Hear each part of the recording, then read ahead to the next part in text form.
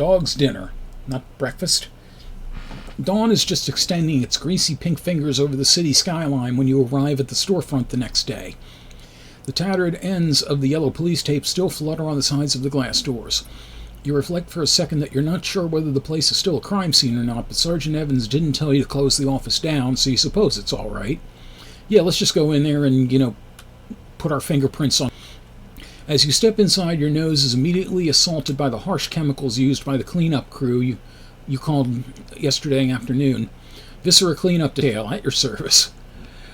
Still, they are able to come on short notice, and that's what matters. Stepping into Maggie's office is hard. Your brain assaults you with images of yesterday morning, but you push those thoughts away and soldier on. You've got to hit the ground running if you're going to manage this campaign successfully. You've got a laundry list of things to do, and Maggie's death makes all of them even more urgent. Priority number 1, do Maggie's laundry.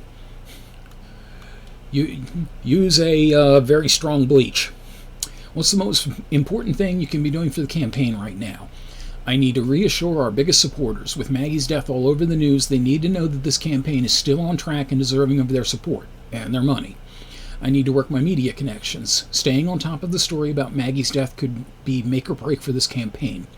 I need to figure out our staffing situation. I can't run this campaign single-handed. Work on the budget. I need to understand how much money we have coming in and where it's going.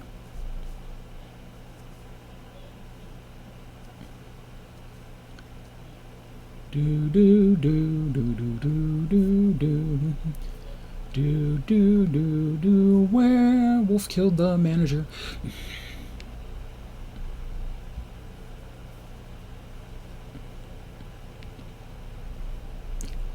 Yes, she was killed for a reason, and that reason was she was made of meat.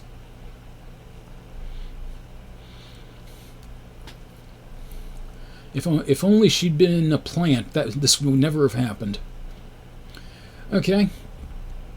Reassure the supporters. Call time is nobody's favorite thing to do, but high-dollar donors expect that personal touch. From you and Normal both. You shut the door to the outer office and start dialing. The donors are relieved to hear from someone on the campaign. It's a bit awkward since you have to introduce yourself to all of them, but after a few calls you get into the swing of it. You're halfway through the list of supporters that you absolutely have to talk to today when you come to Seth Tanner, one of the local scions of wealth and privilege. The Tanner family owns half the shopping malls in the state and 2 of their twins. And that means that when Seth has an opinion, people listen to him. Yes, of course, Riley, he says when an assistant puts you through. I've been expecting to hear from you. Miss Ramirez's death. A tragedy, an absolute tragedy. You know the script well by now. Yes, we were all shocked and saddened by it, sir, you say. And that's why I'm calling our most important supporters today, to make sure you know that Congressman Nermal and I are... Yes, of course, he interrupts you. But listen, Riley. Before Miss Ramirez died, she and I have been corresponding about that so-called jobs bill that the president has put forth. It's very important to me, I mean to the economy of this state, that the bill be voted down. And I happen to know that Congressman Nermal was on the committee considering it. Now, if that bill were to die in committee, great choice of words, asshole, I'd venture to say that my economic outlook would be greatly improved and I'd find myself in a much better position to offer financial support to candidates who share my vision for our economy. Tanner goes on walking the talk about outside groups and third-party ad buys. He's not being even slightly subtle about the fact that he's offering you a bribe. And he's able to come up with the kind of money that would make a big difference to the campaign, as long as you don't get caught, of course. How do you want to handle them? Oh boy. I can't take a bribe, but it's Nermal's job to work on behalf of his constituents. I'll talk a good game, but I won't promise him anything. Even appearing to do what he's asking would be a conflict of interest, but I can't afford to offend a major donor like Tanner. I'll pretend I don't know what he's offering and tell him Nermal makes his own decisions on votes. I can't believe that he would make an offer like that so blatantly. I'll tell him no bluntly and end the call. I know how the game is played, and we can use all the money we can get. I'll tell Tanner it's as good as done. Okay. Oh man, we have a tie again. Okay. But, let's see.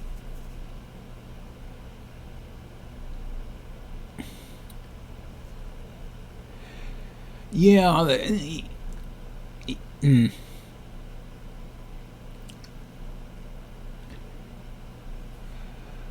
Well, yeah, that's true. And as a bonus, I will rip out your throat. I mean take care of you. And by take care of you, I mean rip out your throat. Shut up, Rick. If the cleanup crew was in the office, then it doesn't matter who was doing the job. Whoever else was there was doing the job.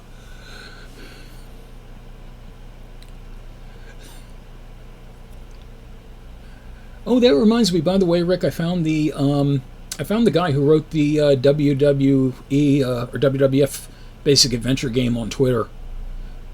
I sent him a tweet to say thanks for all the fun. Yeah, I'll talk to you more about that later. Let's see. I think getting on this guy's bad side would be a very bad idea. I'm just going to act dumb, and may not be an act for all I know. I'm just going to act like a moron. You laugh heartily, hoping it doesn't sound as false to Tanner as it does to you. You know I don't advise the congressman on policy, Mr. Tanner. I'm his campaign manager, not his legislative assistant. Tanner's reply is disgruntled. I'd hope that you would at least advise the congressman on whether or not his positions are resonating with the voters. Of course, you say soothingly, and I'll be sure to mention to the congressman that you and I spoke about this. But he makes all his own decisions when it comes to votes. It's very important to him to be independent when it comes to votes. Tanner's not fooled by your show of non-involvement. Independent is just what politicians say when they're doing something they know the folks back home won't like, he sneers.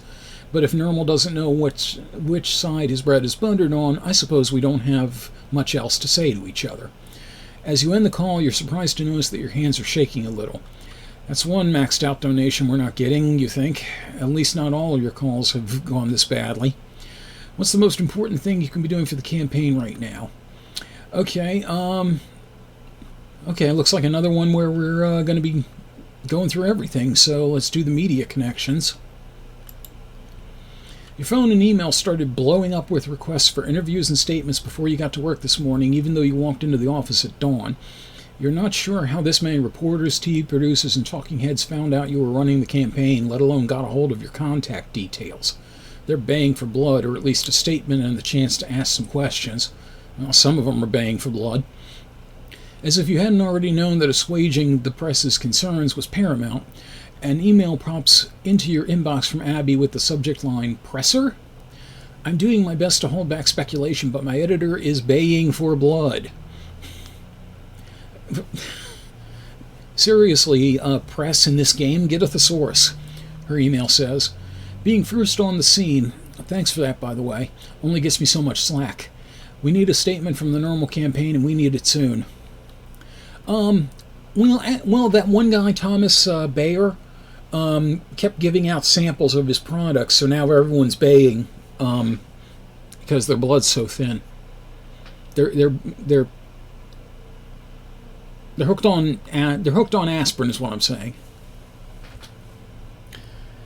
Wow, yeah. Let me just bury that joke here 1 second, get my shovel. You prepared a statement for the media last night, but you could dedicate additional time to the matter if you want. How much attention do you want to give the media this morning?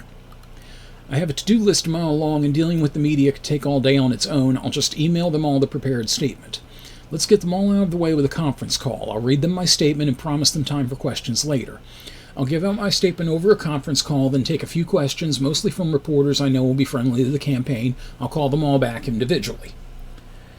Yeah, good call, everybody. I was thinking the same.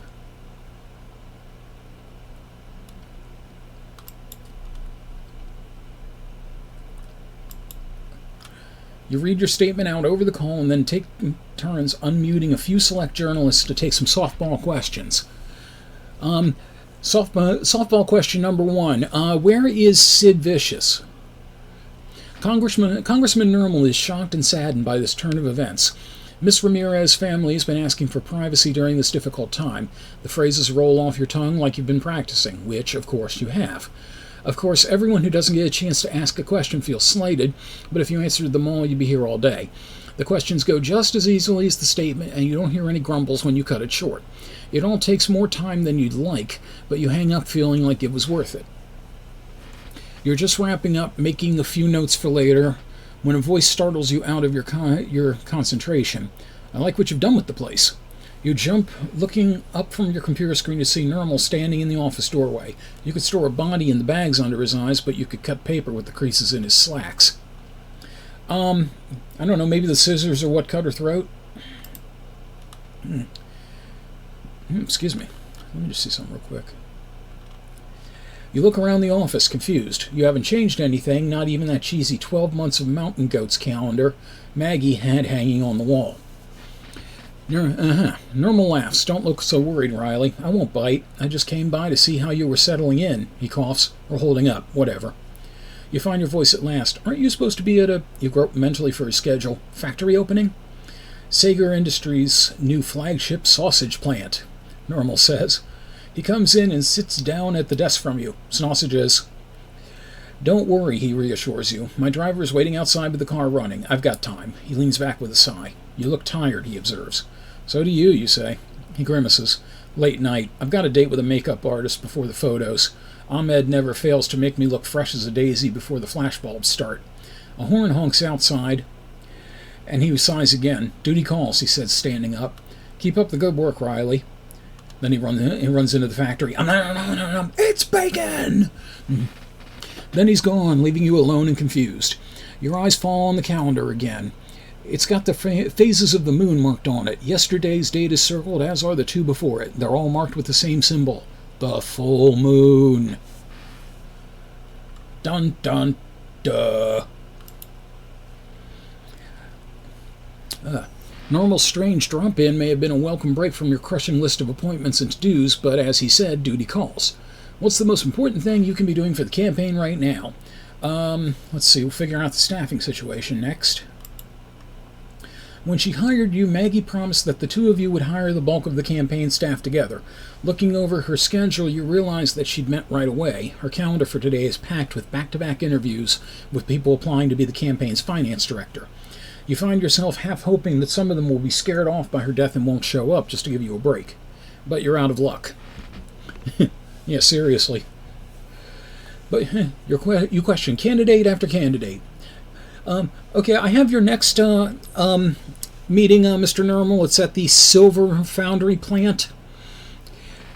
Names and backgrounds and strengths and weaknesses start to blur together. At last, after far longer than you imagined it could have taken, the parade of interviews is over and you're left alone in the office with a pile of resumes. The interviews have done their job, though, and you've winnowed the options down to 3 potential hires. Kendra came with a raft of high-powered references and an address book that reads like a who's who of major Democratic donors. You spend most of the interview discussing the $500 a plate dinners and exclusive fundraisers full of glitterati. Soon Lee came in with Woody Allen, and it got more uncomfortable from there. Soon Lee didn't move in such rarefied circles, but she was fresh off a major youth poverty campaign where she'd crowdfunded a multi-million-dollar initiative over the internet. She spoke animatedly about building a massive email list and social media following and raising the money you need in many small donations. Marina's resume was average at best when it... Yeah, I know. So we send one of the few male characters to a sausage plant. Some little subliminal there. Marina's resume was average at best when it came to stroking wealthy egos or building an online army, but the look in her eye and the tone of her voice when she promised you results at any cost made it clear that she was willing to go above and beyond to get the job done, above and beyond the law, if that's what it took. Who do we hire?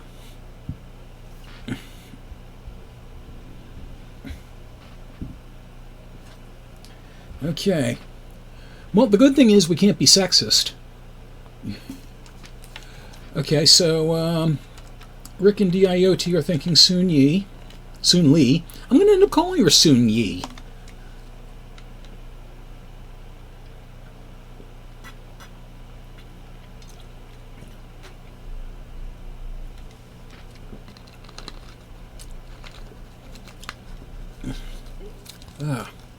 Kitten, Texamosis, make your voices heard now.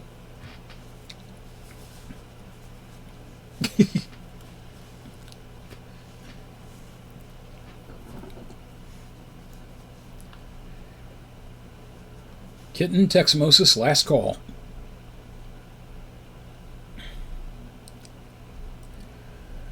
Okay. I'm sorry, Miss Kitten, you're outvoted. We are going with Woody Allen's Main Squeeze.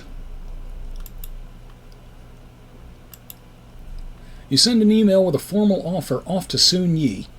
Lee. God damn it. I'm not even going to correct myself when I say it.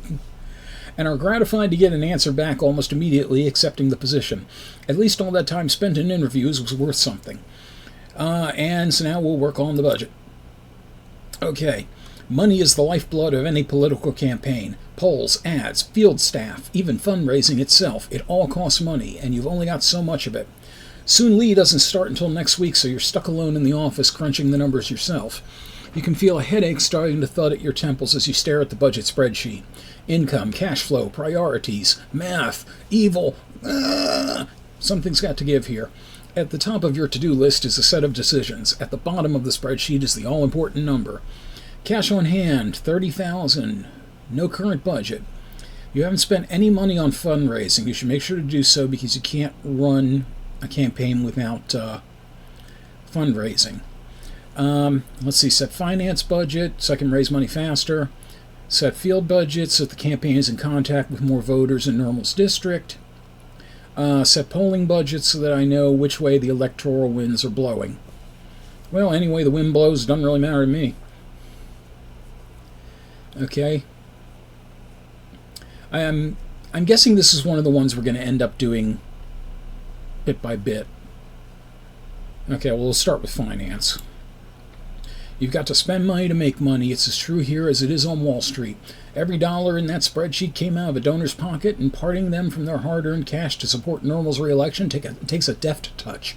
And money, ironically enough. You need to pay for fundraising events, email campaigns, and personal contact with the folks whose pockets are deep enough to warrant it. I'm feeling you, Texamosis, yeah. Professional call centers aren't cheap, but what they lack in frugality they can make up for with the sheer volume of donors they can contact, armed with a list of your known and likely supporters that can coax cash out of wallets in volume. A less expensive option is to buy a list of high-dollar donors for targeted fundraising, and just talk to them the way I just did, nice and eloquent. If you can coax the folks with fat wallets to open them up to you, you can raise money in bigger chunks from fewer donations. On the other hand, many campaigns raise big money in small pieces, raking in the dough with smart online programs. If the average person on the street thinks Normal is worth giving money to, you can cash in on that with a well-designed website and a good online strategy. Okay, so do we do a redesign of the website? Do we rent a list of donors? Apparently those are our only options. I'm guessing we can't afford the call center right now.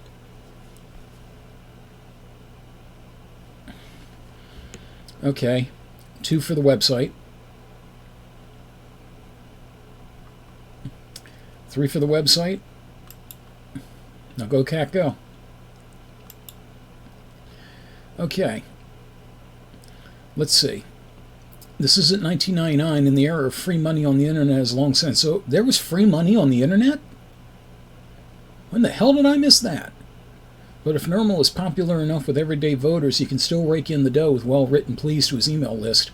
You sketch out a few quick ideas in an email to your contact with the company who manages your site, although they'll come back with a dozen more of their own. Okay, I'm done with this, so we're going to keep that. Okay, so let's see, set the field budget. Okay, if money is the blood of the campaign, Jesus. All right, let's try this again. If money is the blood of the campaign, your organizers and volunteers in the field are its hands and feet. Knocking on doors, making phone calls, running local events, they're your main contact with voters and your best means of getting them out to the polls come election day. An army of volunteers can knock on doors and man phones to help persuade voters to support Normal. They're not as effective as paid staff, but what they lack in quality and fixed schedules you can make up for in quantity.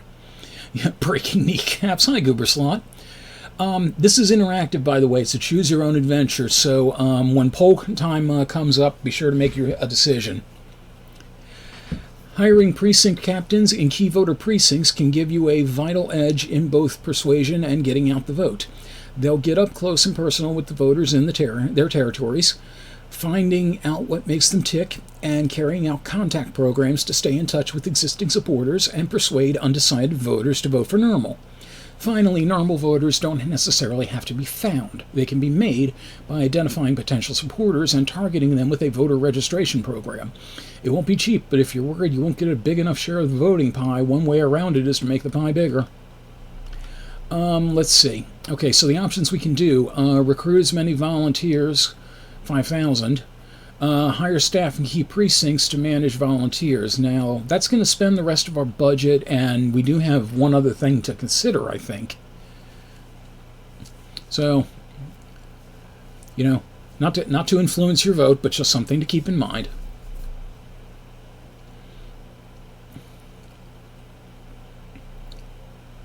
Door-to-door people piss me off. Okay, so I'll take that as an abstention rather, Misfit Kitten. Yeah, I'm going to go door to door and stain your doors.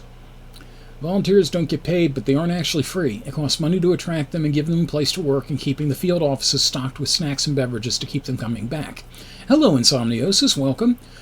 Doing a choose your own interactive here, Congresswolf. So when a decision comes up, please be sure to make your choice heard. But every campaign needs as many die-hard supporters as they can get, knocking on doors and working phones. All right, done with the field budget. Okay. Apparently we do not have money to do the polling budget at all, so we could go back to the field budget and switch that if we want. Or we can save that money. Okay, so we're going to do choice 1, we redo the field budget. Choice 2, we save the money. Everyone vote now.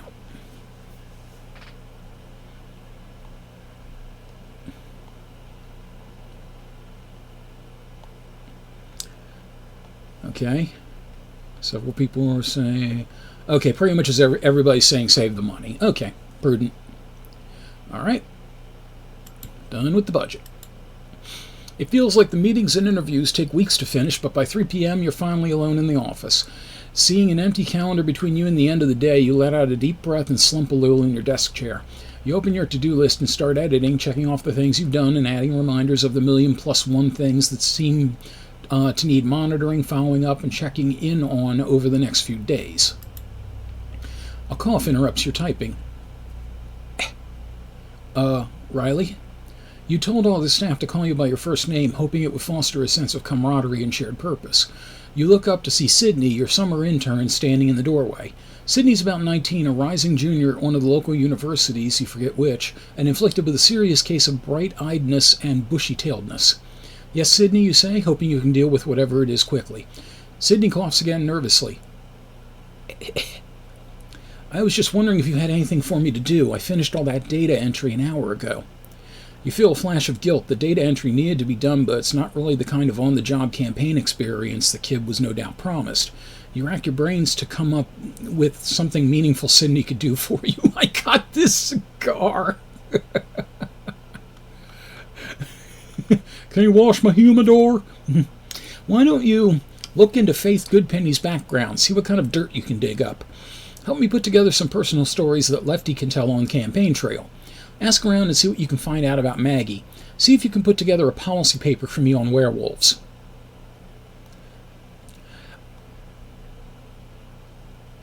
I don't think actually there's anything that's indicated Sydney's gender from this.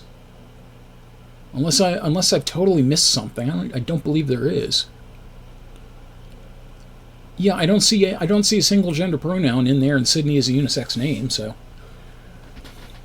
All right, so we got 2 people so far. Get your votes in. Voting is important.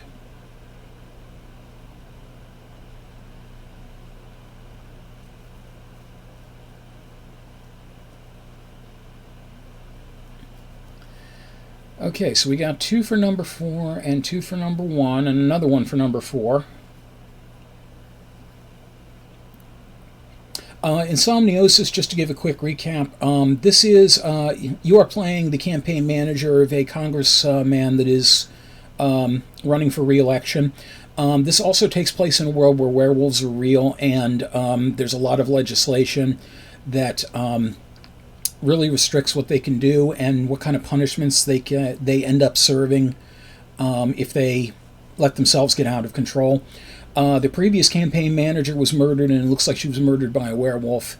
And our boss, the incumbent congressman, is acting kind of suspicious. So we're now in here on our first day as manager, trying to do some damage control. Okay, so policy paper from me on werewolves. You didn't expect much out of a kid with 2 years of poli-sci, but it will be great hands-on experience, and with any luck the paper will give you some useful starting points for your own research. Sydney's gratified expression makes you grin in response. You know the lycanthrope rights bill is coming up soon, you say. Lefty hasn't announced how he's going to vote yet, and just between you and me, he's on the fence. We need to figure out what tack to take on the bill either way. How we spin his vote will be as important as the vote itself. And with any luck, I can frame it positively enough to convince him that voting for the bill is the only way to go, you think. And, as you said earlier, if you screw it up, at least they'll blame the werewolves. Yeah. Sydney looks uncertain. So you want, like, polling data? Sure, you say, but I want anything else you can get to. About voter attitudes, but also about werewolves themselves. Studies, crime rates, safety data. How contagious is lycanthropy anyway? Anything you can find out. Sydney's expression goes more confident. I wrote a midterm paper comparing the lycanthrope rights movement and the gay rights movement once. Awesome, you say. I'm sure you'll do great. Encouraging shy interns really isn't one of my top skills, you think, as the office door closes, leaving you alone again. I think you did all right. I do just want to point out, though, like, this character seems to understand criminally little about werewolves, despite the fact that earlier on it said, like, the first werewolf was discovered, I think, in the 1930s. Yeah, and this game came out, I want to say, maybe about 4 or 5 years ago. I don't know exactly what time period it's in, but you know, we're definitely talking, you know, at least end of the 20th century. Goober Slot, I plead the fifth.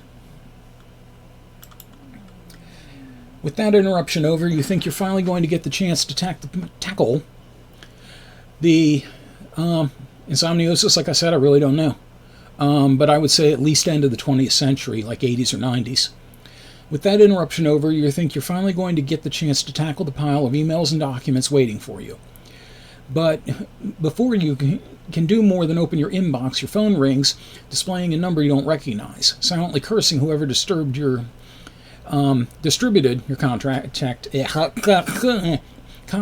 info to the terrifyingly vast numbers of vendors, donors, and hangers on the campaign is already amassed. You answered it. Hello, this is Riley. I am completely incapable of speaking the English language. I'm being voiced by a guy whose tongue is currently tied up like an Auntie Anne's pretzel.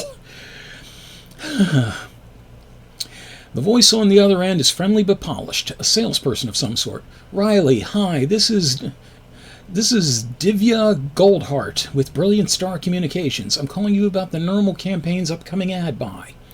Ad buy, you say. You vaguely remember seeing something from Brilliant Star among all the other vendor detritus you've been wading through.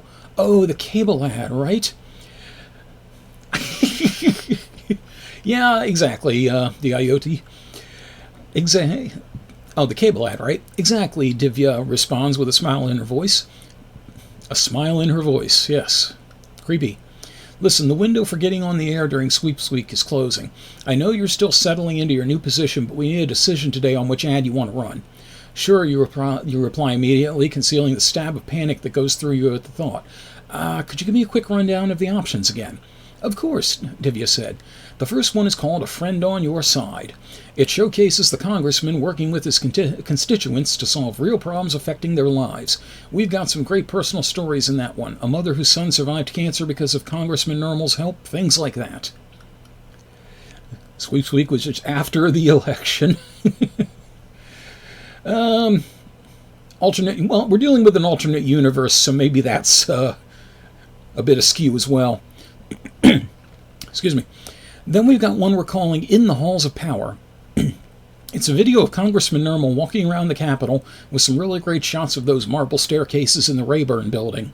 It shows him talking with Speaker Harris and delivering a speech to the House, voiced over with a message about what a strong leader Nermal is. And how cute he is. Next up is Business Matters. We're talking about Congressman Nermal's Chamber of Commerce rating, showing him at a factory opening creating hundreds of new jobs in his district, and highlight his willingness to work with community business leaders to pass legislation that keeps our economy humming. Finally, there's a clear choice, which showcases key quotes from some of Congressman Nermal's top endorsements: a proven leader, experience and wisdom, a tireless worker for the district. You know, the usual feel-good stuff from big newspapers and other names the voters will recognize. Not a negative ad in them. I kind of like that. Yeah, that's a big one. So what do we do? Friend on your side, In the Halls of Power, Business Matters, a clear choice.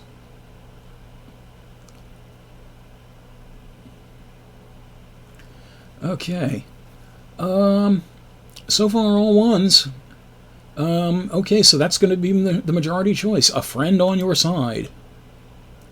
And possibly at your throat. A friend on your side sounds perfect, you say. We really want to play up a warm carrying image for Lefty at the moment. Great, Divya said. I'll start the ball rolling. One more thing, Divya, you say. I know from the notes Maggie left that the plan was to run a positive ad about Congressman Nermal rather than slinging mud at Goodpenny. I just want to make sure that hasn't changed. Absolutely, Divya said. We're going to be talking about the congressman's strengths, not Faith Goodpenny's weaknesses. Great, you say. Can you get that contract over to me right away? I'll send it over this afternoon, Divya says. Thanks so much for your time, Riley. You hang up the phone, already mourning another half hour gone from your day, but at least you've also checked one more item off your to-do list. After far too many hours, you lift your head, from the mountain of schedules, budgets, strategic plans, and emails. Through the open office door, you can see across headquarters and out the glass storefront doors, or you could if it wasn't pitch dark outside already. With a groan, you check the time on your phone, 8:30 p.m., and it's only your first day. There are months left to go until the election. Rubbing your bleary eyes with one hand, you pull up Maggie's calendar to see what you need to reschedule for tomorrow. You know even before you look that there will be more than one thing you didn't get to. How did she manage to keep up this kind of pace? You've worked on campaigns before, you know what the hours are like, but you've never felt them slipping away from you this way. Yeah, curious, isn't it? Very curious.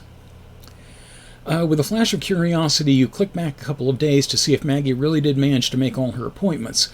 Alas, for your ego, it looks like she did. There is no visible evidence that she was in the habit of rescheduling them, but the entries in her calendar for yesterday catch your attention. I think it's just the sheer amount of text I've been reading, which, you know, to be fair, I should have anticipated. Excuse me for 1 second, folks. I'm sorry.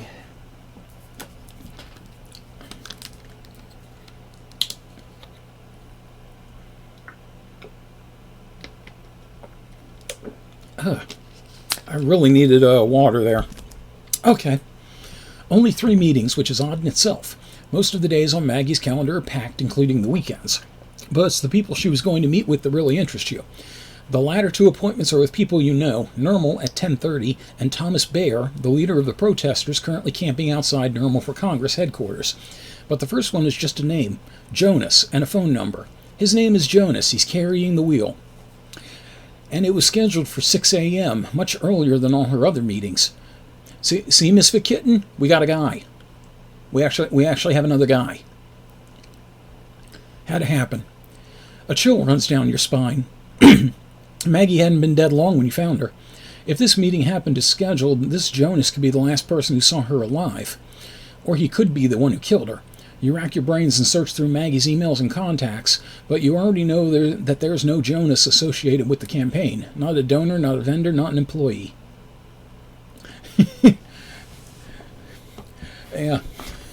The driver swears he learned his budgetary constraints.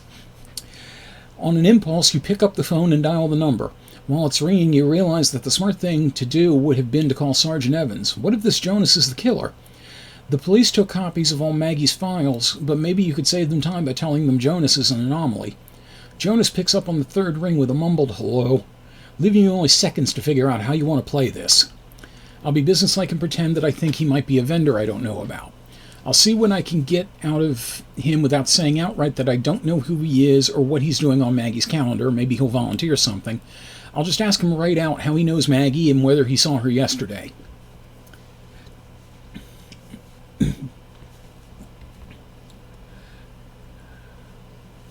Okay, so we're going to try to weasel some info out of him. You know, just saying like, wrong number, and then calling the police wasn't an option, I notice. That's what I would have done. Okay. Hi, Jonas. This is Riley from the Normal campaign. Maggie Ramirez asked me to follow up with you about your meeting with her yesterday. Maggie, Jonas said. Maggie's dead. He sounds confused. Yes, it was a terrible tragedy, you say. Before she died, though, Miss Ramirez asked me to get in touch with you, so I'm just following up. The lie slides off your lips easier than you thought it would. Maggie told you to call me? What did she tell you about me? Jonas's voice takes on a suspicious tone. You note with satisfaction that you've hit some kind of nerve and search for a response to his question. Very little, you say. She didn't have a lot of time. You know, there was all the gurgling going on. I could only catch so many letters. To be honest, all I have to go on is your name and number. Perhaps you can tell me what you were meeting with Maggie about yesterday, and we can go from there. She didn't... When did you talk to her? Jonas sounds outright distressed now. You stay silent. He clears his throat, and when he speaks again, it's clear he's making an effort to control himself. Maggie and I didn't have a meeting yesterday. I haven't seen her in months. You decide to let him off the hook. I see. I'm sorry. There must have been some mistake then. I'm sorry to bother you. It's no problem, Jonas says after a long pause. I'm afraid I have to go now, if you don't mind. Have a good night. After the call ends, you feel a pang of conscience. I should really be leaving this up to the police, or you think? Ugh. Or at least letting them know what I'm doing. But, then again, my cousin was Encyclopedia Brown, so this stuff comes naturally. But more police entanglement in the campaign is the last thing Normal, or you for that matter, needs right now. On the other hand, even though you didn't know Maggie that well, you know that above all, she was a straight shooter. Obviously she wasn't a straight shooter, or she would have killed the werewolf that was trying to kill her. And beyond that she deserves everything you can do to make sure her killer is brought to justice. I need to do whatever I can to help the police find Maggie's killer. If that ends up making my life harder, so be it. I need to do whatever I can to win this election. It's the cops' job to figure things like this out. They don't need any help from me. I need to run this campaign the way Maggie would have wanted it run. Captain Campaign Manager! Okay, we're divided here.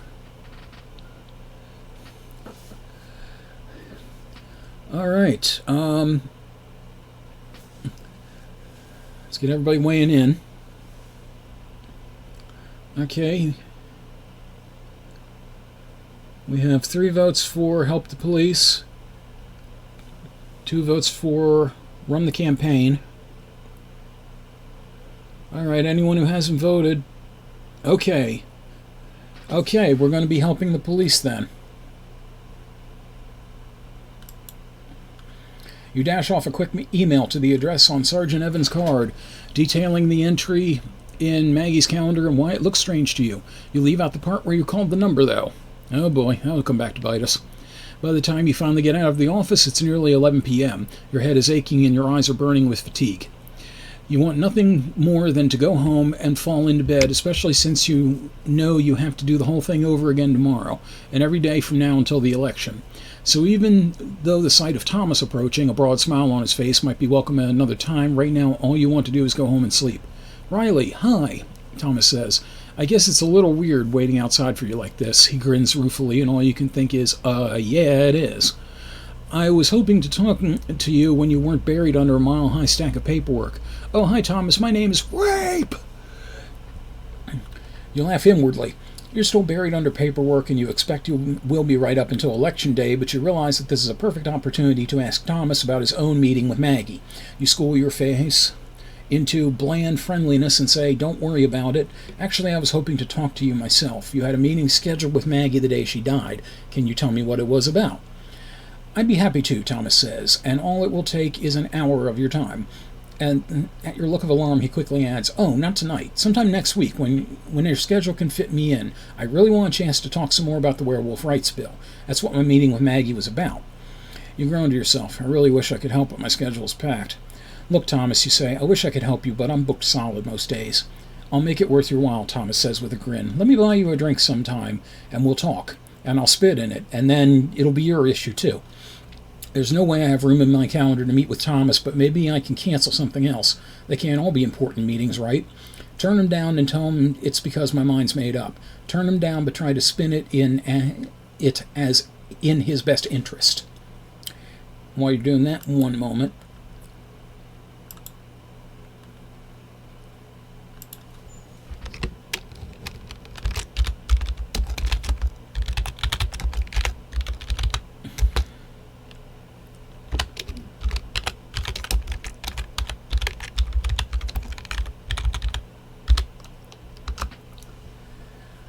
Okay. All right, let's see what we got. Okay, so we've got cancel something else to be able to meet with Thomas. Thomas has made an impression on people, I can see. Let me take a look at my schedule and get back to you, you say. Thomas gives you a relieved smile. Thanks, Riley, he says. I promise you won't regret it. But listen, you say, before you go, there's something else I wanted to ask you. What do you want to know, he asks. It's about Maggie, you say. You saw her every day. You must have gotten to know her at least a little. Thomas looks down. Reasonably well, he says. She was dating one of us for a while. It didn't work out, though. He became more and more militant about werewolf rights. He wasn't satisfied with peaceful protest anymore. He and Maggie used to argue about it constantly. Eventually she'd had enough. Maggie was dating a werewolf, you say incredulously. That sounds like a 50s movie. Did you tell the police that? Of course, Thomas said, its tone faintly offended. But no one's seen him for months. He left town after they broke up. I heard later they joined F3. What's F3? You ask. The police mentioned them too. F3 stands for Fur Fangs Family. If you're into hentai, it also stands for Frantic, Frustrated, and Female. Thomas says with a disgusted look, they're a werewolf rights organization, but they don't limit themselves to peaceful methods. They've been known to engage in direct action, even violence. You don't want to ask, but you can't avoid the question. Do you think he killed her? I think I'd know if he were back in town, is all Thomas will say. You and Thomas exchange a few more pleasantries, and then you say good night and start walking home. The nighttime city closes in around you, the alternating flashing lights and pools of darkness dazzling your eyes, while the distant sirens and the constant growl of passing cars fills your ears. Your head is full of lists and questions. Everything you did today, everything that still needs doing, everything you don't know how to do. And, of course, exactly what happened to Maggie. And we have hit next chapter, and we've about hit the end of stream time. Let's see.